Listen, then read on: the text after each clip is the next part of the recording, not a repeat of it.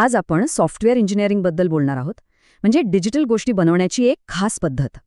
Software कधीच खराब होत नाही, तरीही ते बनवणं इतकं अवघड का?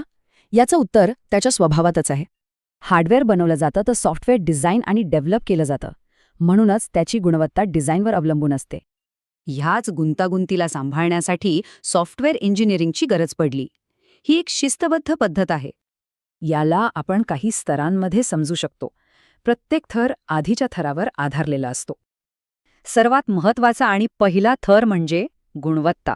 याच्याशिवाय सगळंच व्यर्थ आहे. पुढचा थर आहे प्रोसेस, म्हणजे कामाचा एक पक्का आराखडा. हे विकासाचे टप्पे ठरवते. तिसरा थर आहे मेथड्स, म्हणजे सॉफ्टवेअर बनवण्याची तांत्रिक पद्धत. यात कोडिंग, टेस्टिंग सगळं येतं. आणि शेवटचा थर म्हणजे टूल्स, जे या सगळ्या कामाला सोपं आणि वेगवान बनवतात. तर ही प्रक्रिया प्रत्यक्षात कशी काम करते? त्यासाठी एक ठरलेला आराखडा आहे. संवाद, नियोजन, मॉडेलिंग, कोडिंग आणि शेवटी डिप्लॉयमेंट हाच आहे विकासाचा मुख्य प्रवाह. यासोबतच काही कामं सतत चालू राहतात, जसं की रिस्क मॅनेजमेंट आणि क्वालिटी चेक. हे काम करण्यासाठी दोन मुख्य मार्ग आहेत. एकतर सगळं आधीच ठरवा किंवा गरजेनुसार बदल करा. पहिली पद्धत आहे वॉटरफॉल. इथे प्रत्येक टप्पा पूर्ण झाल्यावरच पुढचा टप्पा सुरू होतो.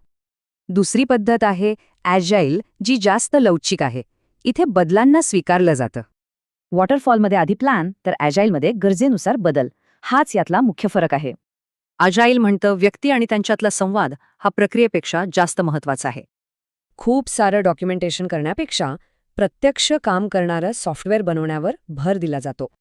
फक्त करारावर नाही, तर ग्राहकांशी सतत संवाद साधून त्यांच्यासोबत काम करण्यावर ॲजाईलचा भर असतो. एकाच प्लॅनला चिकटून बसण्यापेक्षा बदलांना सामोरं जाणं हे अजाईलमध्ये जास्त महत्त्वाचं मानलं जातं. पण पद्धत कोणतीही असो, चांगलं सॉफ्टवेअर बनवण्यासाठी काही मूलभूत तत्त्व नेहमीच उपयोगी पडतात. म्हणजे गोष्टी सोप्या ठेवा, मुख्य उद्देश लक्षात ठेवा आणि कोड करण्याआधी नीट विचार करा. आता प्रश्न हा आहे की एआयच्या युगात सॉफ्टवेअर इंजिनिअरिंग स्वतःला कसं बदलेल?